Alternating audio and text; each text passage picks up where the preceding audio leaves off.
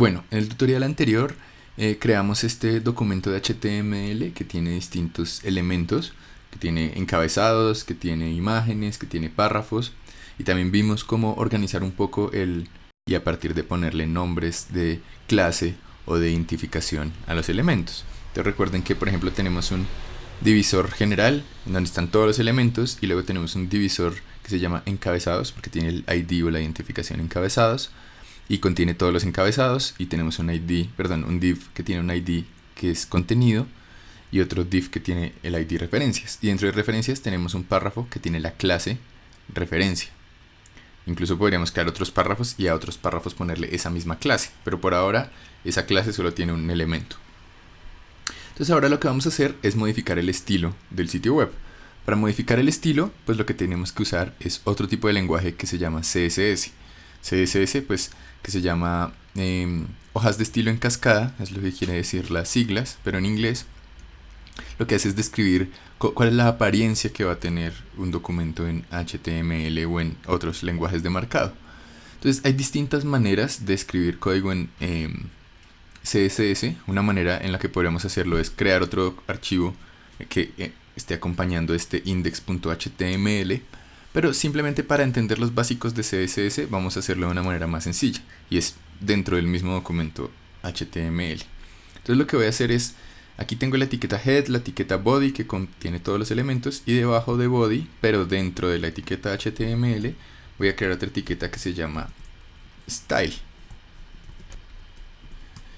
Y abro y cierro la etiqueta style. Dentro de style lo que tengo que hacer es escribir código de CSS. Entonces la manera en la que se escribe el código de CSS es de una manera diferente a la de HTML, pero también es muy sencilla.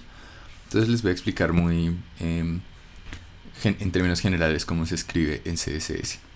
Básicamente en CSS lo que uno tiene que hacer es poner el nombre de un selector, como llamarían en CSS, luego abrir y cerrar corchetes, y luego dentro de los corchetes se ponen las descripciones del estilo del selector. ¿Qué es un selector? Un selector puede ser o el nombre de un elemento, o el nombre de una clase, o el nombre de una identificación. Todos esos son selectores porque me sirven para escoger alguna cosa particular dentro de mi HTML. Entonces, por ejemplo, supongamos que yo quiero modificar todos los encabezados H1. Entonces mi selector va a ser el nombre H1. Entonces luego abro y cierro corchetes, y supongamos que lo que quiero hacer es modificar el tamaño. Por ejemplo, me parece que está demasiado grande ese título. Entonces lo que quiero hacer es modificar la fuente. Entonces escribo font size dentro del selector H1 y voy a escoger qué tamaño quiero que tenga la fuente, por ejemplo 20 píxeles, y luego un punto y coma. Entonces fíjense que aquí estoy modificando el estilo, estoy escribiendo el tipo de estilo que quiero modificar, luego unos dos puntos y luego el cambio que quiero hacer y luego un punto y coma para terminar la línea.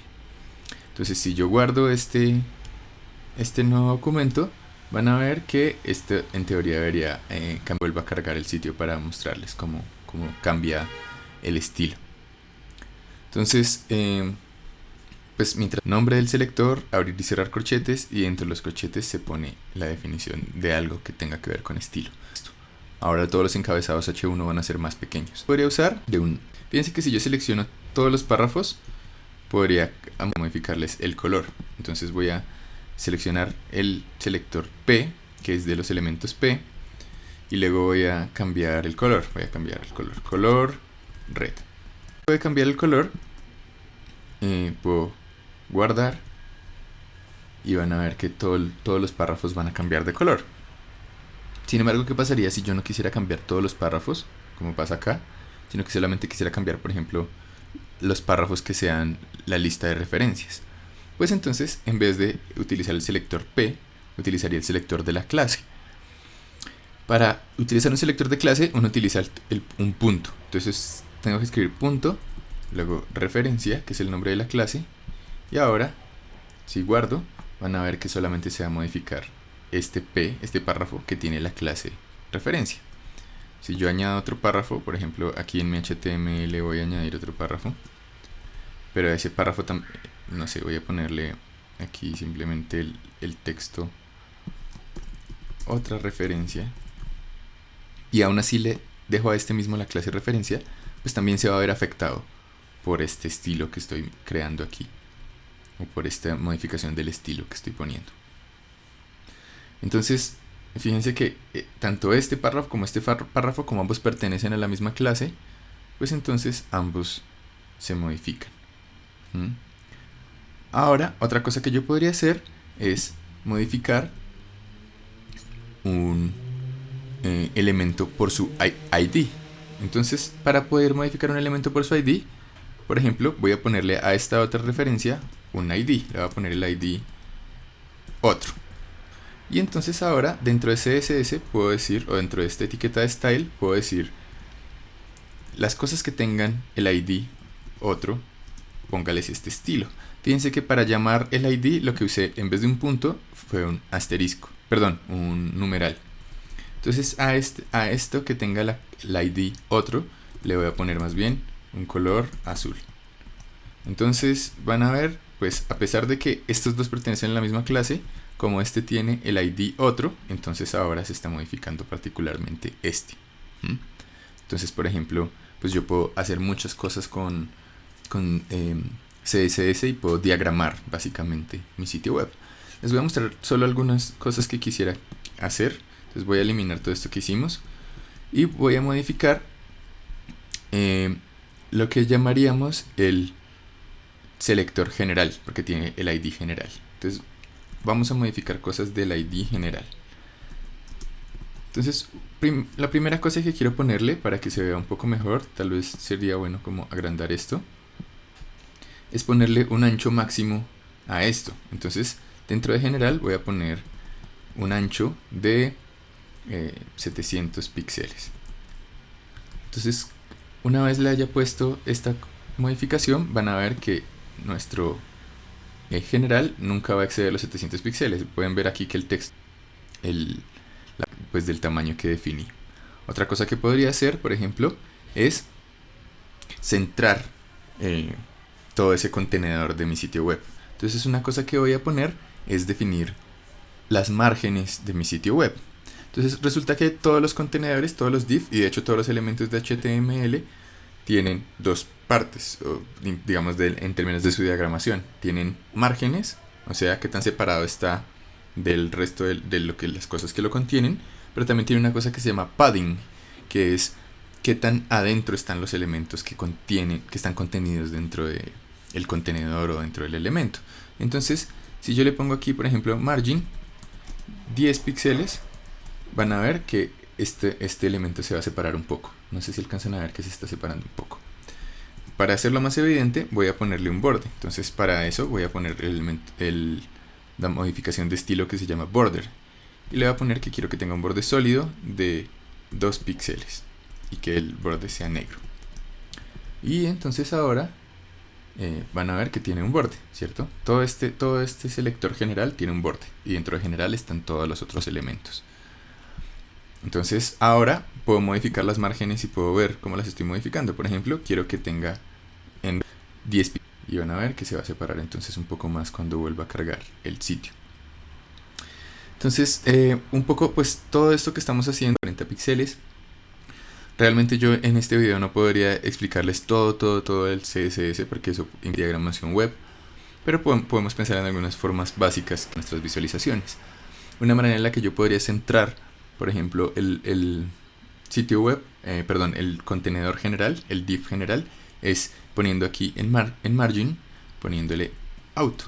Y lo que va a hacer esto es que automáticamente se va a crear la margen que define el contenedor. Entonces fíjense que ahora en el sitio web. Y pues digamos que eso ya es lo hace tener un diseño un poco más agradable.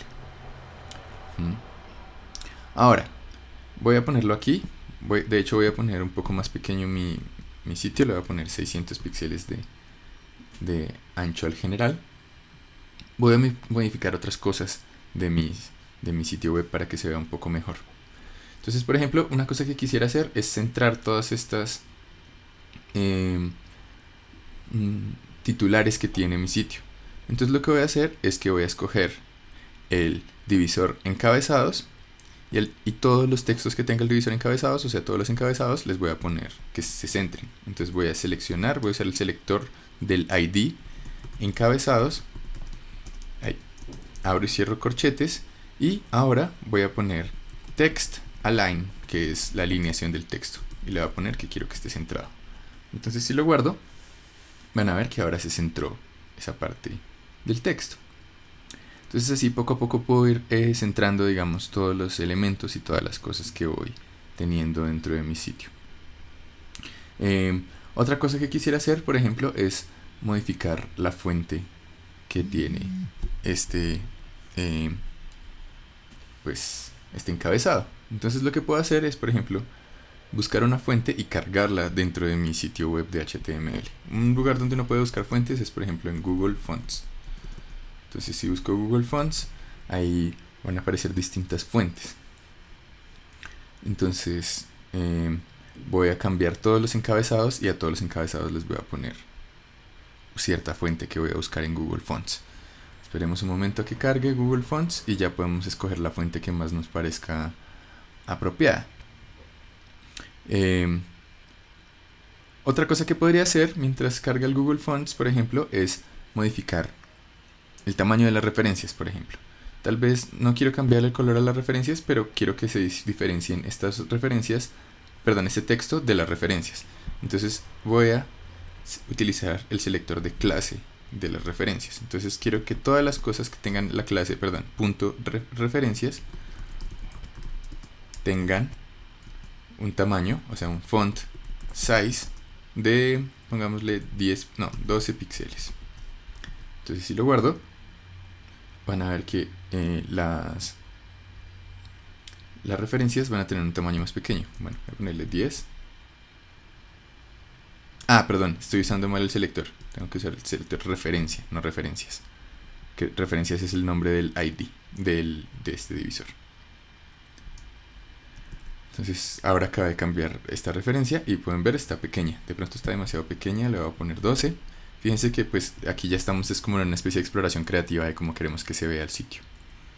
Entonces ahora pues la referencia está un poco más pequeña. Ahora fíjense en una cosa.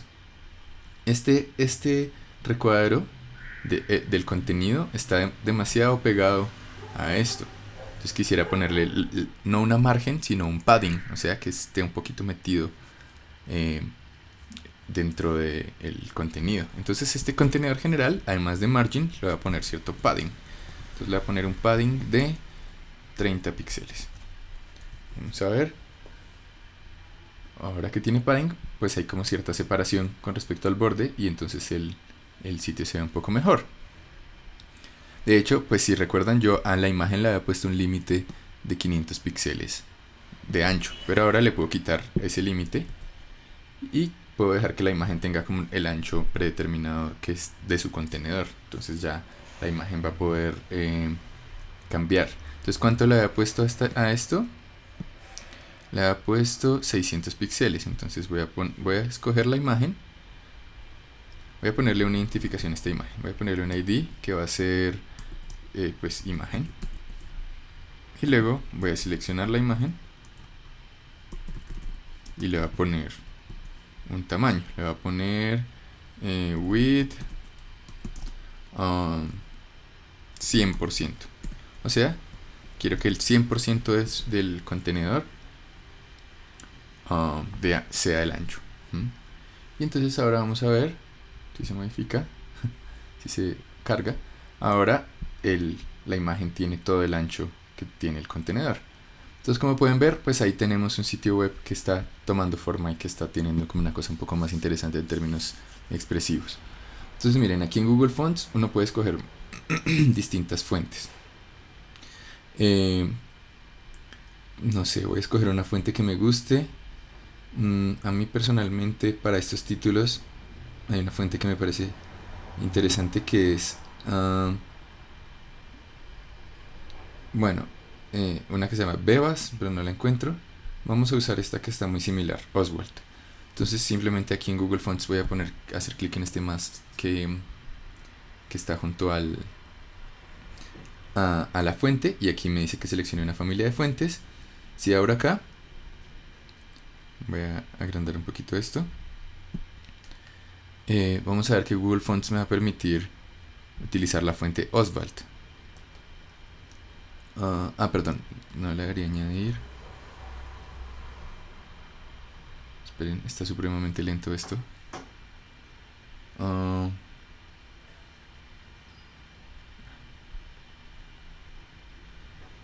Aquí está la fuente Bebas, perdón. Voy a usar más bien esta fuente. Entonces voy a seleccionar Bebas. Y aquí tengo una familia seleccionada. Ahora, Google Fonts me va a decir cómo puedo añadir a mi sitio web la fuente. Entonces me dice que añada al HTML esta parte. Y esta parte la tengo que poner en los metadatos. Miren, todo este enlace lo tengo que poner en los metadatos. Entonces, aquí en los metadatos, o sea, en la parte de head, voy a poner todo eso que me está diciendo Google. Y eso lo que va a hacer es cargar la fuente previamente para que la cargue después el explorador. Y luego, una vez hago eso, ahora puedo decir a qué quiero que le ponga esa fuente. Entonces, por ejemplo, voy a utilizar el selector de clase encabezados. Y ahora voy a revisar aquí cómo me pide que llame a la fuente. Entonces, simplemente aquí a los encabezados les voy a poner que quiero que la familia de la fuente sea Bebasneue, que es la fuente que cargué, y que esté, no quiero que esté en cursiva, quiero que esté así nomás. Entonces, si vuelvo a cargar mi sitio web, van a ver que la fuente ahora va a cambiar. No cambió. Bueno, probemos así. Va a cambiar el H1.